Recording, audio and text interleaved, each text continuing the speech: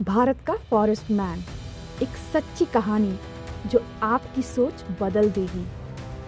सैकड़ों सांप जमीन पर पड़े थे, धूप में जलकर मर चुके थे। सोचिए दोस्तों, अगर आप सिर्फ 16 साल के हो और ऐसा दृश्य देखें तो ज़्यादातर लोग दुखी होते और वहाँ से चले जाते। लेकिन एक लड़का नहीं गया। उसका नाम था जादव पायेंग, और उसने जो किया वह किसी चमत्कार से कम नहीं था। सन 1979 की बात है।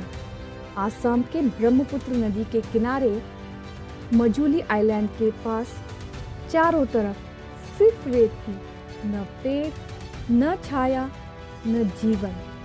बाढ़ के बाद पानी उतर गया था और सैकड़ों सांप उस रेतीली जमीन पर फंस गए थे।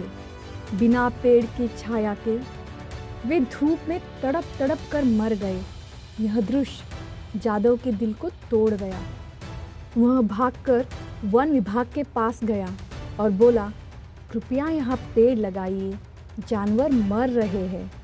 लेकिन वे हंस पड़े। अरे, यहाँ कुछ नहीं उग सकता, यह बेकार ज़मीन है। बस उसी दिन सब बदल गया। जादव ने ठान लिया, अगर कोई नहीं करेगा तो मैं करूँगा। बिना पैसे, बिना पढ़ाई, बिना किसी मदद के उसने अकेले शुरुआत की। उसने 20 बाम्बू के पौधे लगाए। हर दिन वह नदी से पानी लाता, तेज धूप में घंटों चलता और हर पौधे को अपने हाथों से सींचता। लोग उसका मजाक उड़ाते थे, पागल हो गया है, अपनी जिंदगी बर्बाद कर रहा है। लेकिन जादव कभी नहीं रुका। वह बस हर दिन काम करता रहा। दिन बीते, साल बीते और फिर चमत्कार हुआ। बांस उगने लगे, पेड़ बढ़ने लगे, रेत मिट्टी बनने लगी। कुछ साल बाद पक्षी आए, फिर छोटे जानवर आए और फिर 100 से ज़्यादा हाथियों का झुंड वहाँ रहने आ गया। फिर हिरन आए, गैंडे आए और आखिर में बंगाल टाइगर भी आ गए। जहाँ कभी सिर्फ रेत थी, अब वहाँ पूरा जंगल था। और यह बस एक अकेले इंसान ने किया था। 30 सालों तक जादव चुपचाप काम करता रहा। न कोई पहचान, न कोई तारीफ और न ही कोई मदद, सिर्फ वह और उसके पेड़। फिर 2008 में एक फोटोग्राफर ने उस जंगल को देखा और दुनिया हैरान रह गई। 1360 एकड़ का विशाल जंगल जो सिर्फ एक आदमी ने बनाया था।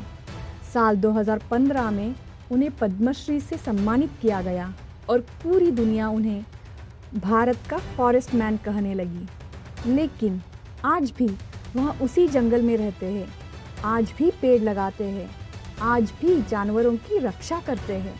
जब उनसे पूछा गया, आपने यह सब क्यों किया?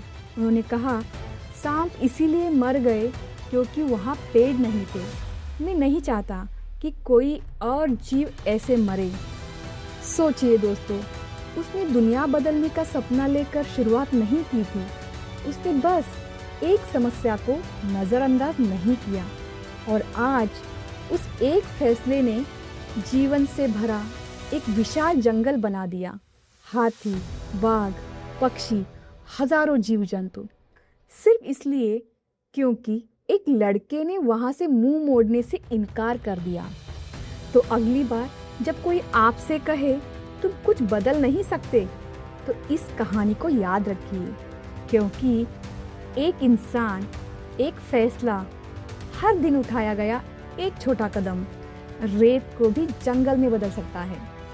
अगर इस कहानी ने आपको प्रेरित किया हो तो इसे ज़रूर शेयर करें, क्योंकि शायद किसी को आज यही प्रेरणा चाहिए। जय हिंद।